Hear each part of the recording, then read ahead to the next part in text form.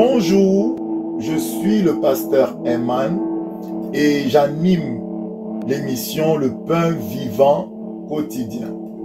Cette émission est née d'un désir profond qui brûlait dans mon cœur de voir les enfants de Dieu, les enfants du Seigneur Jésus-Christ être enseignés, équipés et qui puissent grandir jusqu'à la stature parfaite de Christ. Et donc cette émission est diffusée tous les jours du lundi au samedi de 7h à 7h30. Sans plus tarder, je vous laisse suivre l'émission. Bonne journée et que Dieu vous bénisse. Bonjour bien-aimés, bienvenue dans votre émission Le Pain Vivant Quotidien. Alors, nous sommes dans notre série, une nouvelle série, elle parle du Saint-Esprit et je suis tellement rempli de joie parce que lorsque nous parlons du Saint-Esprit, nous parlons de la vie. Lorsque nous parlons du Saint-Esprit, nous parlons de la gloire même de Dieu. L'esprit de gloire, alléluia. Alors avant d'aller plus loin, nous allons remettre ces moments au Seigneur Jésus. Je t'invite à incliner ta face devant Dieu, à fermer tes yeux, mais à ouvrir les yeux de ton cœur et à visualiser Jésus et à focaliser tes pensées sur Jésus-Christ qui a été mis à mort à la croix et qui a été ressuscité le troisième jour. Dis, Seigneur Père éternel, je viens devant toi tel que je suis, dans mes faiblesses, Seigneur mon Dieu, parce que c'est toi ma force, c'est toi ma richesse, c'est toi mes capacités. Seigneur Père éternel, je viens devant toi, Papa. Oins mes lèvres parce que ta parole est déjà ointe. Prends ta parole ointe et pose-la sur ces lèvres de terre, afin que ma vie devienne, Seigneur, une source de bénédiction pour ton peuple, Seigneur Papa. Que ce matin, par cette parole, tu puisses libérer ton esprit, tu puisses remplir ton peuple de toi, parce que tu es merveilleux, parce que tu es glorieux, parce que tu es magnifique et parce que tu es excellent. Seigneur Jésus, je te remets toutes choses. Merci, Papa, d'être là. Merci d'être tous les jours, Papa, à nos côtés. Merci, Seigneur mon Dieu, de nous faire du bien. Seigneur, chaque jour, chaque minute, chaque seconde, c'est au nom puissant de Jésus de Nazareth que j'ai prié ce matin. Amen. Bien-aimés, aujourd'hui, nous allons commencer le chapitre 1 du grand thème, le Saint-Esprit. Et ce que nous allons voir dans le chapitre 1, c'est tout simplement le baptême du Saint-Esprit. Donc, chapitre 1, nous allons voir le baptême du Saint-Esprit. Donc, voilà comment s'intitule le chapitre 1. Et pour parler du baptême du Saint-Esprit, il y aura plusieurs épisodes sur le chapitre 1 où on va permettre, il y aura des prières, les gens vont recevoir les baptêmes du Saint-Esprit et vous pourriez mettre en commentaire des vidéos, que ce soit cette vidéo ou d'autres vidéos, vous pourrez mettre en commentaire ce que vous avez reçu, qu'est-ce qui s'est passé, parce que votre témoignage peut bénir quelqu'un d'autre et une autre personne peut aussi recevoir comme vous. Votre témoignage peut devenir un catalyseur pour cette personne aussi. Alléluia. Alors, on va parler du baptême du Saint-Esprit. Je vous ai dit hier, le mot baptême vient du mot grec baptizo, qui veut dire immerger. Donc, si on te dit qu'on te baptise, ça veut dire qu'on t'immerge. Donc, si on te baptise d'eau, on t'immerge d'eau. Si on te baptise du Saint-Esprit, on t'immerge dans le Saint-Esprit entièrement. De la même manière qu'on baptise d'eau, c'est-à-dire qu'on prend ton corps, mais ce n'est pas seulement ton corps physique. Dans ton corps, il y a ton âme, puisque ton âme est dans ton sang. Et dans ton corps, il y a ton esprit, né de nouveau, puisque ton esprit est dans tes os physiques. Alors, on prend tout ce que tu es, ton esprit, ton âme et ton corps, et on t'immerge dans les eaux du baptême. Ça, c'est le baptême d'eau qui est fait par tout disciple. Tu n'as pas besoin d'être pasteur pour baptiser d'eau. Tout disciple peut baptiser d'eau.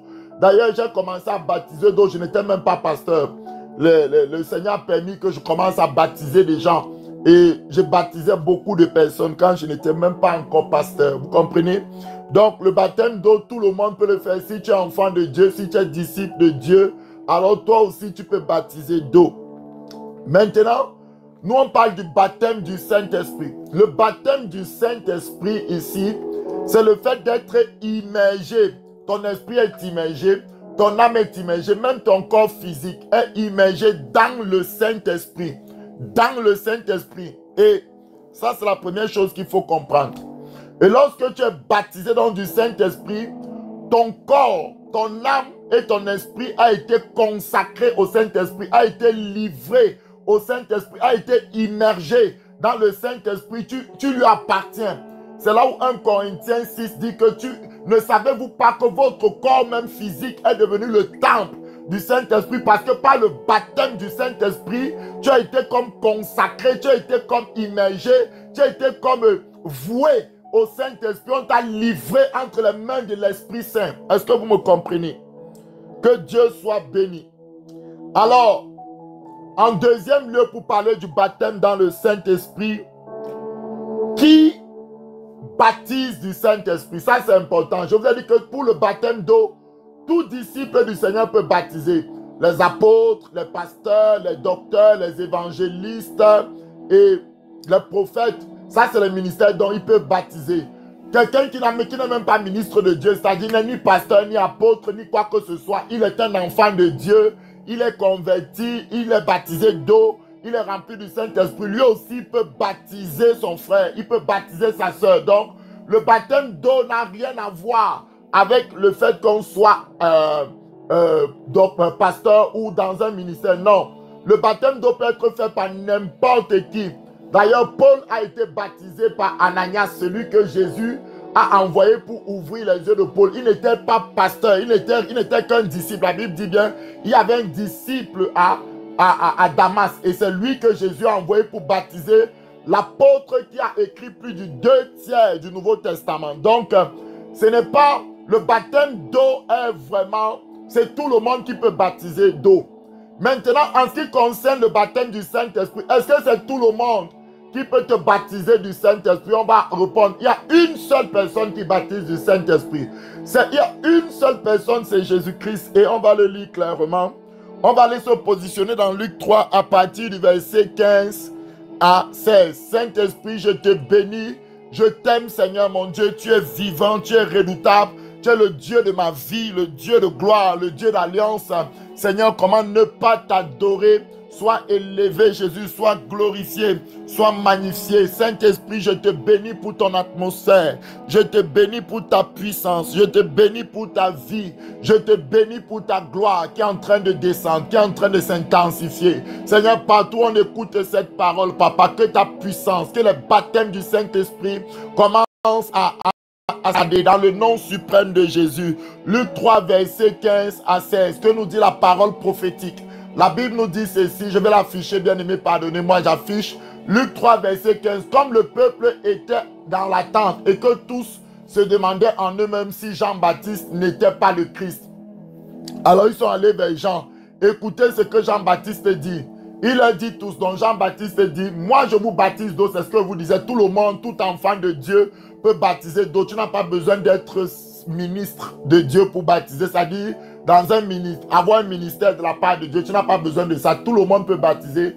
Je vous ai donné mon témoignage, j'ai baptisé beaucoup de personnes quand je n'étais même pas encore pasteur, tellement de personnes, c'est-à-dire que vraiment, j'ai beaucoup baptisé des gens quand je n'étais même pas pasteur. La Bible me dit ici, je vous baptise d'eau, mais il vient celui qui est plus puissant que moi, et je ne suis pas digne de délier la courroie de ses souliers. Lui, il vous baptisera du Saint-Esprit et de feu. Donc qui? C'est Jésus ici, l'apôtre, le prophète Jean-Baptiste nous révèle que c'est Jésus qui baptise du Saint-Esprit. Donc, en ce qui concerne le baptême du Saint-Esprit, moi, je ne peux pas vous baptiser du Saint-Esprit. Aucun pasteur dans le monde entier, aucun prophète, aucun apôtre, personne dans le monde entier ne peut vous baptiser du Saint-Esprit. Il n'y a que Jésus seul.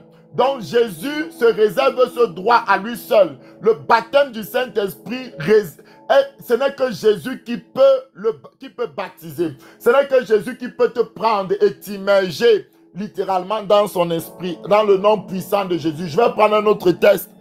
Parce que la Bible dit que 2 témoins établissent la vérité. Donc ce test-ci nous dit c'est lui qui baptise du Saint-Esprit et de feu. Allons dans un autre passage. Acte 2, c'est l'apôtre Pierre qui va parler. Saint-Esprit, tu es merveilleux, je t'aime et je t'adore. Merci Seigneur mon Dieu, mon roi.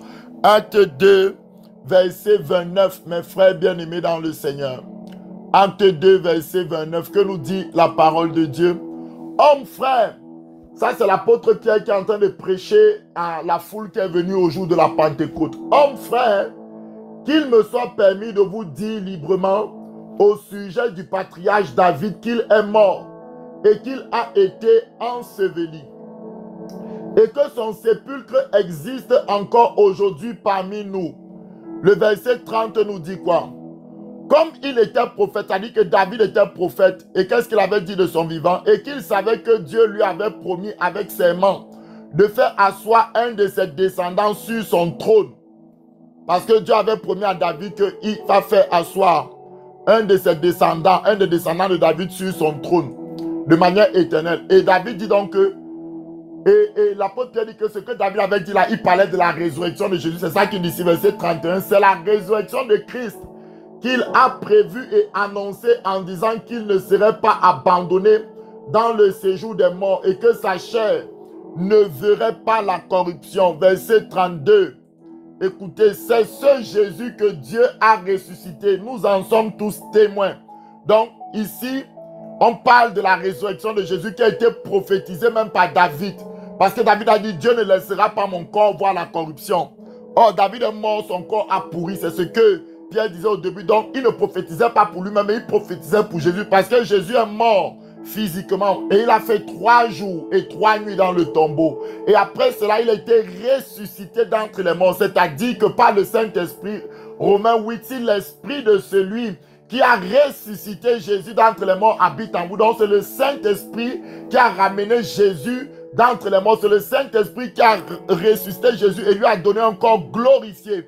Ne t'amuse pas avec le Saint-Esprit. C'est le Saint-Esprit qui est chargé de te donner un corps nouveau, un corps, le corps de l'enlèvement. C'est le Saint-Esprit qui va t'enlever. Si tu joues avec lui, tu auras des problèmes. Il faut avoir une intimité profonde avec l'Esprit. La Bible me dit ici, au verset 33, élevé par la droite de Dieu en parlant de la résurrection de Jésus, il a reçu du Père, et c'est ça qui est très intéressant, le Saint-Esprit qui avait été promis.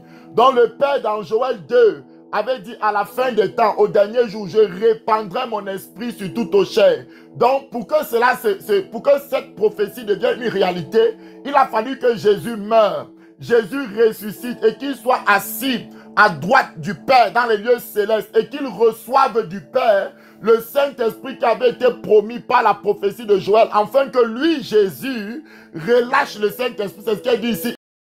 Et donc, c'est Jésus qui baptise du Saint-Esprit. Donc, Pierre ici confirme, comme le prophète Jean-Baptiste, que ce n'est que Jésus qui baptise du Saint-Esprit et de feu, comme vous le voyez et l'entendez. Alléluia. Donc, voilà 2 textes bibliques. Jésus est élevé à la droite de Dieu, mais pourquoi? Il a reçu le Saint-Esprit. Et qu'est-ce qu'il fait? Il répand ce Saint-Esprit. Il déverse ce Saint-Esprit. Donc, tu as compris ce que c'est que le baptême.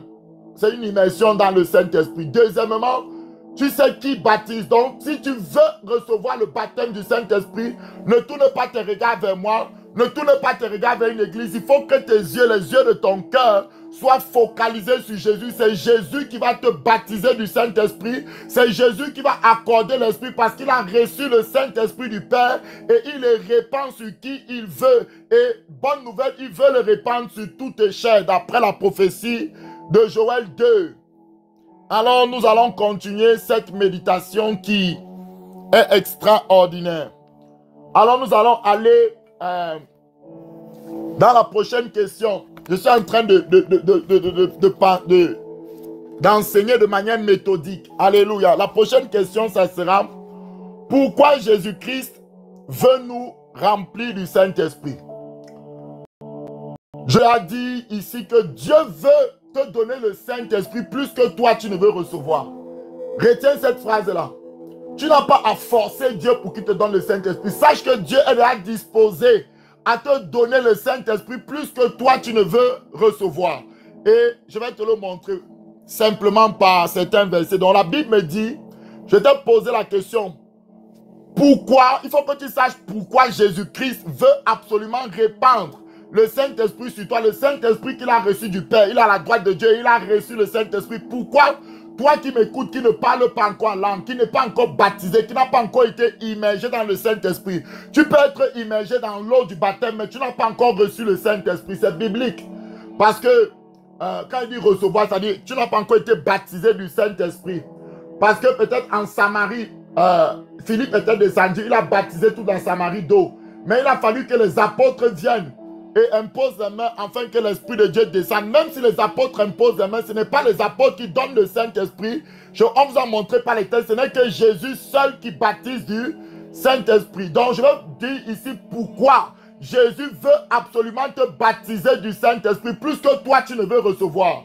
Donc ce n'est pas ouais Seigneur s'il te plaît, bah, non, non, ne fais pas ça, c'est des prières d'incrédulité. Il faut que tu saches de manière ferme, la foi est une ferme assurance. Il faut que tu saches que Jésus a envie plus que toi de te baptiser du Saint-Esprit. Voilà pourquoi il m'envoie te parler du Saint-Esprit. Voilà pourquoi il m'envoie prêcher ce matin. Voilà pourquoi il m'envoie maintenant libérer la grâce. Parce que Jésus veut libérer son esprit. Jésus veut répandre son esprit. Jésus veut que ses enfants soient baptisés du Saint-Esprit et de feu.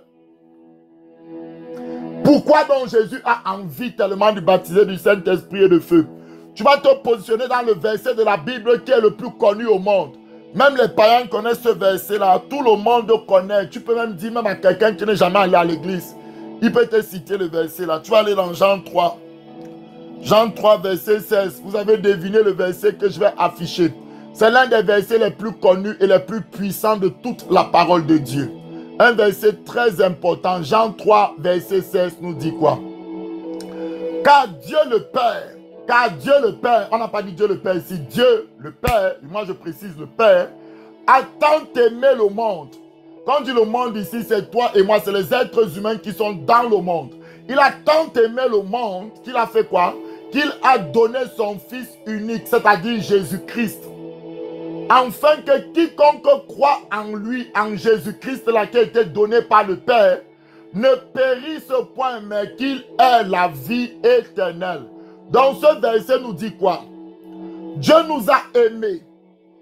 Et son amour lui a poussé à donner tout ce qu'il avait de plus précieux, c'est-à-dire Jésus. Avant que tu ne sois né, Jésus était déjà mort à la croix, parce que la croix date de plus de 2000 ans.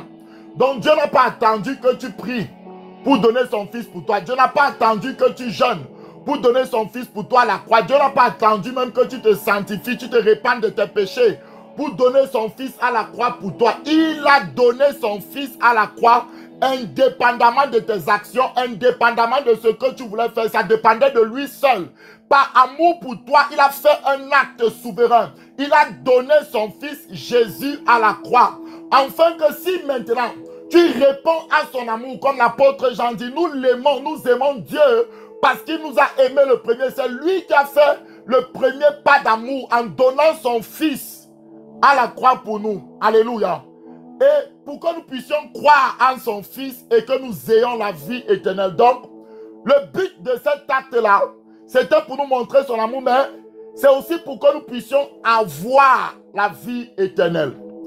On va définir qu'est-ce que la vie éternelle. Si tu es en train de chercher à vous montrer pourquoi Dieu veut vous donner son esprit, Dieu veut me baptiser du Saint-Esprit, parce qu'il veut que j'aie la vie éternelle d'après ce verset.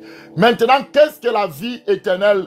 Seigneur Jésus, le Seigneur Jésus va nous répondre. Jean 17, à partir du verset 3. Jean 17, le verset 3 nous dit quoi? Jean 17, verset 3. C'est Jésus qui parle. Jésus dit dans Jean 17, verset 3, « Or, la vie éternelle, c'est qu'ils te connaissent. » Dans le mot grec, connaître vient du mot ginosko. C'est-à-dire quoi? Connaissance, apercevoir, sentir, toucher. Donc, ce n'est pas seulement une connaissance à distance.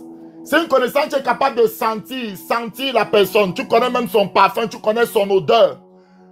Tu connais sa voix. Tu connais son toucher. Et le mot génisco parle aussi de relations sexuelles entre mari et femme. Donc on parle d'une connaissance intime, d'une connaissance profonde. Donc Jésus, le Fils du Dieu vivant, te définit ce que c'est que la vie éternelle. La vie éternelle, ce n'est pas seulement aller au ciel. Non, calme-toi. La vie éternelle, c'est de connaître Dieu d'une manière intime. Quand il est là, tu sens son odeur. Quand tu le sens, tu peux le toucher. C'est une connaissance intime, comme un homme va avec sa femme dans les relations sexuelles. Alléluia. Donc, c'est une connaissance profonde de Dieu. C'est ce que c'est que la vie éternelle, d'après la définition de Jésus. Or, la vie éternelle, c'est qu'il te connaisse, toi, le seul vrai Dieu. Il parle du Père céleste. Et celui que tu as envoyé, Jésus-Christ de Nazareth.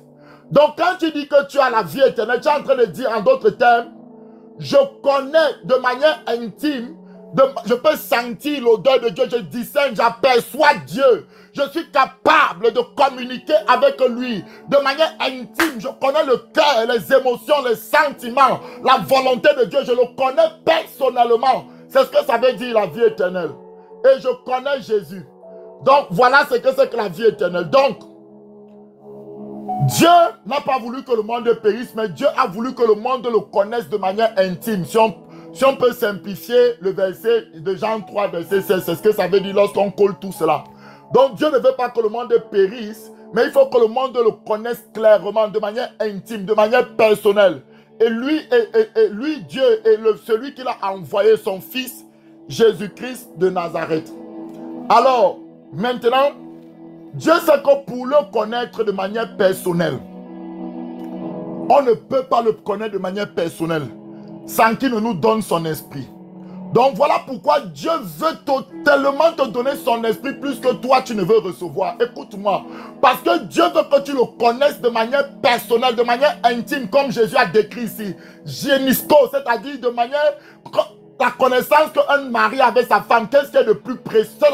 C'est-à-dire, tu as vu toutes les facettes de ta femme, tu l'as vu dans sa nudité, tu connais si elle a une tache, tu connais si elle a une cicatrice, tu connais en fait son corps, tu peux la toucher, tu connais quand elle est fâchée, tu connais quand elle boude, c'est-à-dire que tu connais son odeur, tu connais son parfum, tu connais sa voix, tu connais, donc tu sais, tu connais beaucoup de choses.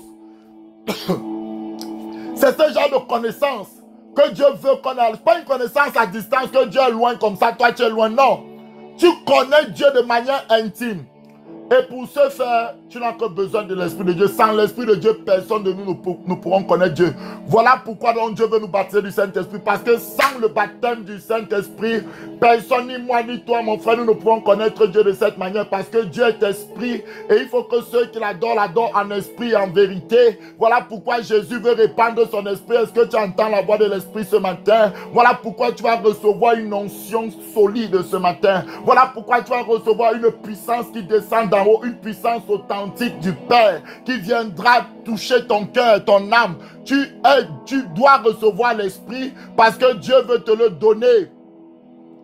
Alors, on va lire 1 Corinthiens 2, versets 9 à 12.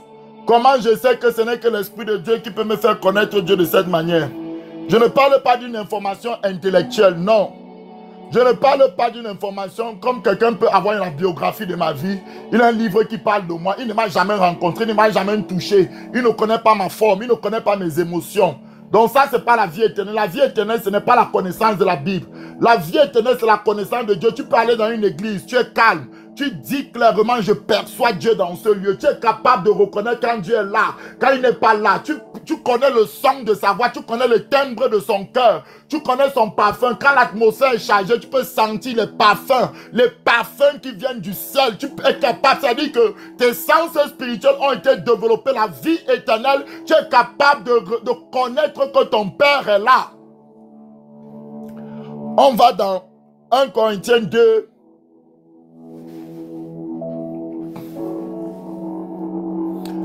Verset 9. Mais comme il est écrit, ce sont les choses que l'œil n'a pas vues, dont Dieu ne peut pas le voir, que l'oreille n'a pas entendu. On ne peut pas entendre avec les oreilles physiques, il faut la révélation.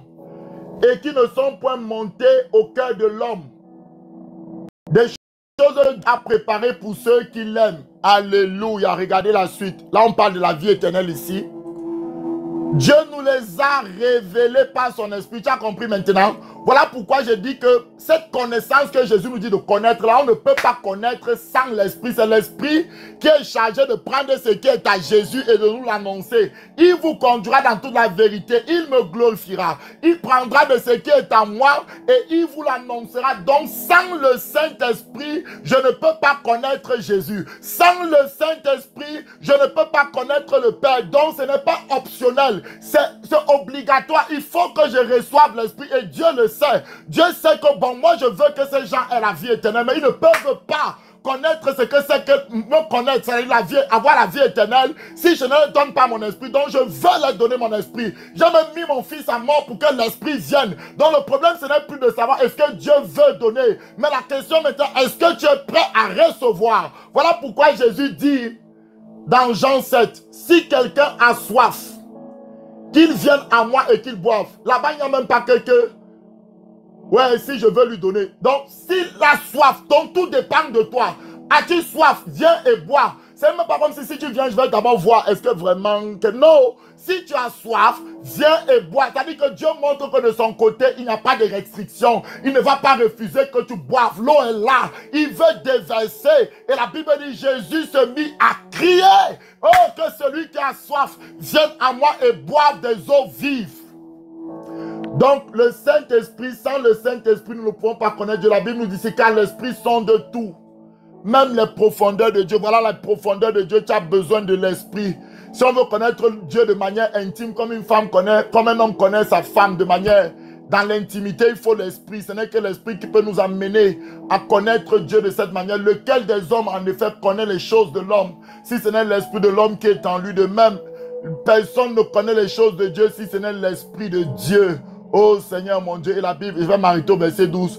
Oh nous n'avons pas reçu l'Esprit du monde, mais l'Esprit qui vient de Dieu, afin que nous connaissions les choses que Dieu nous a données par sa grâce.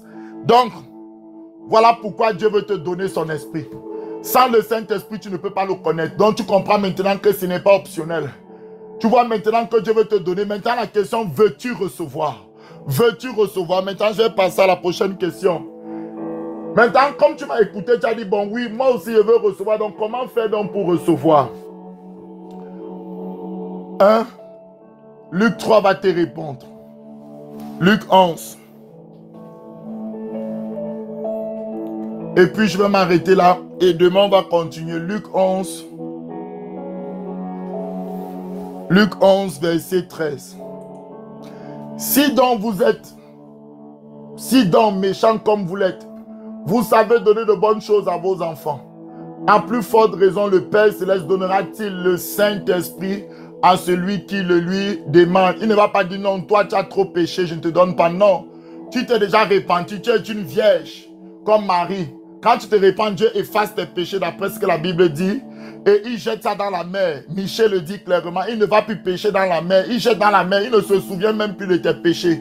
Parce que Christ a pris tes péchés à la croix. Christ a pris ces choses. Donc quand tu demandes pardon de tout ton cœur, Dieu oublie tes péchés. Donc tu es comme une vierge. La page a été blanchie par le sang de Jésus. Tu es plus blanc que neige. En ce moment-là, tu es comme la Vierge Marie. Alors, la Vierge Marie a posé la question, comment cela se fera-t-il? Et Jésus a dit clairement, le Saint-Esprit viendra sur toi. Alors, le Saint-Esprit va venir sur toi maintenant. La Bible dit à ceux qui le lui demandent.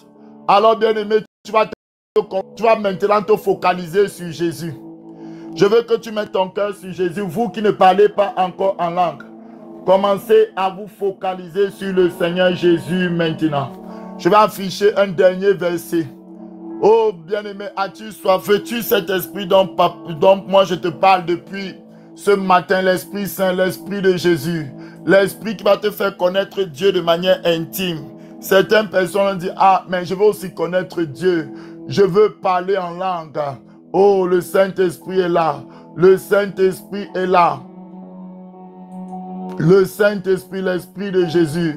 L'Esprit de Jésus te fera le connaître de manière intime, de manière personnelle, dans le nom puissant de Jésus de Nazareth. Alors, on va aller dans Jean 7 à partir du verset 37.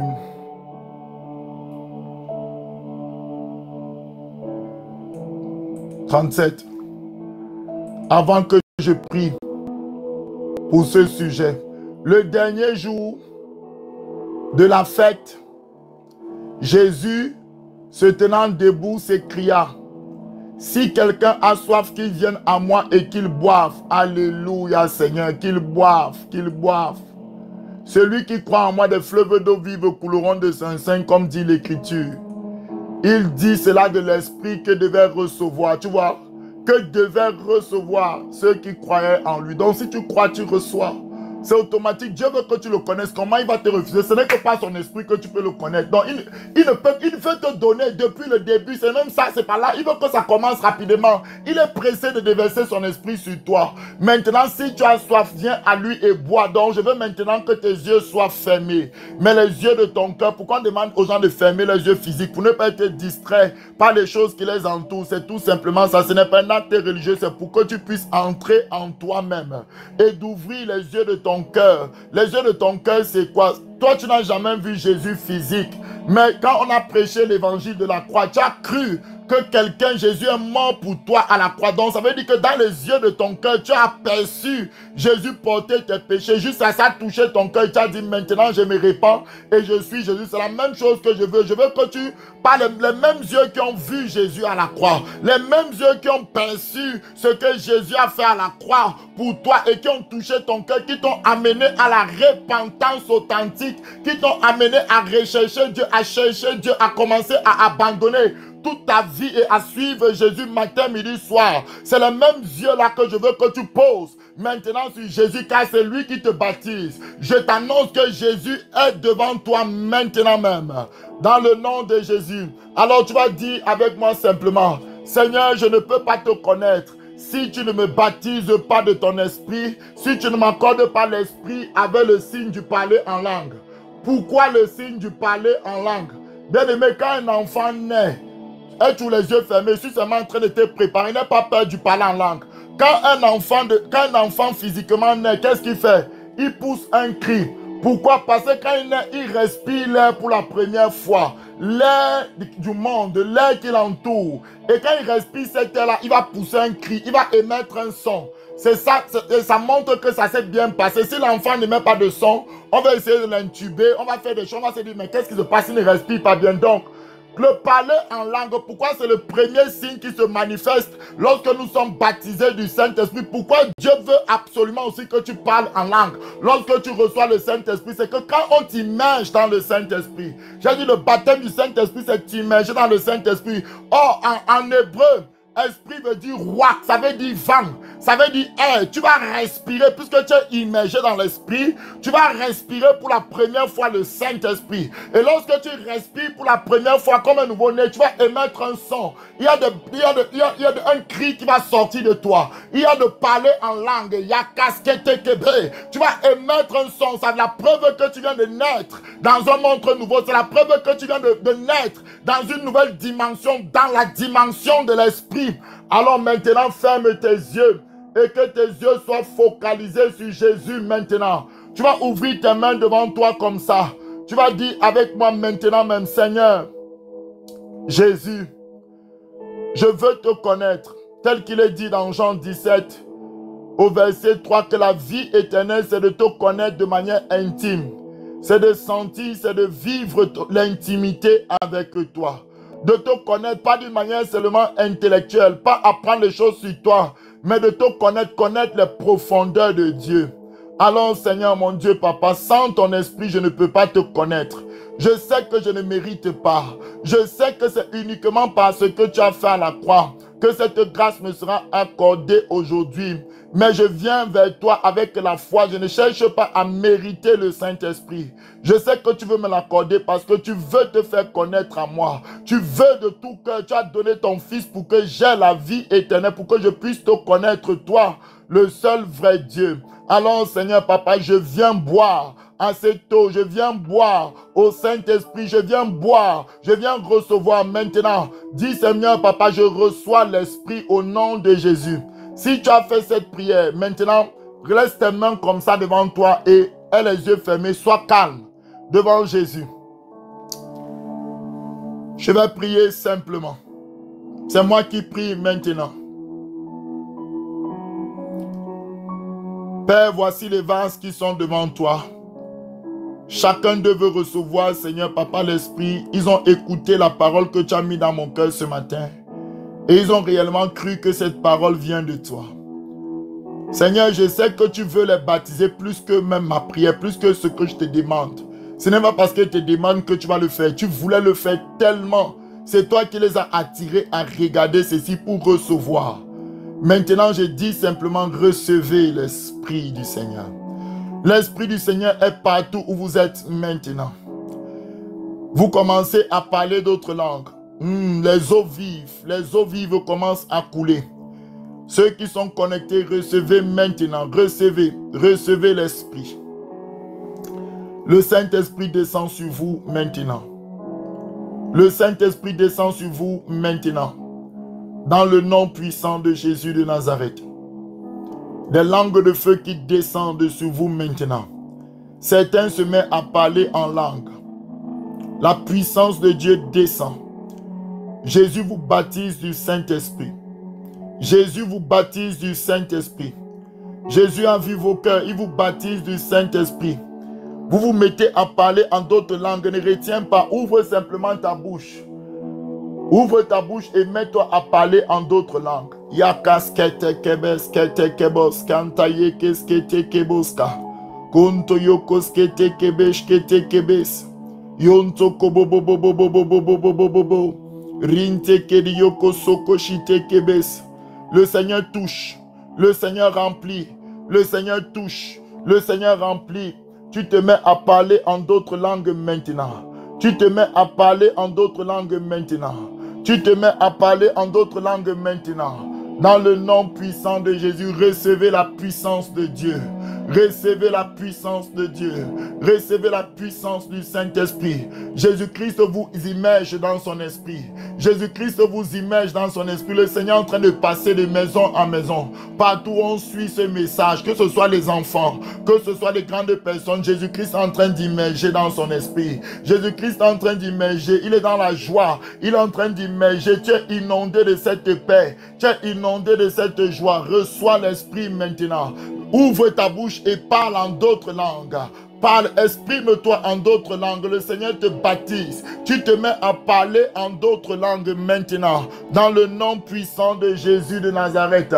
Reçois cette force. Reçois cette puissance. C'est au nom puissant de Jésus de Nazareth que j'ai prié pour toi ce matin. Tu te mets à parler en d'autres langues.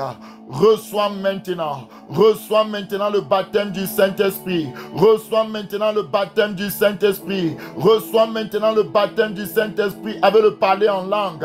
Oh, beaucoup se mettent à parler en langue.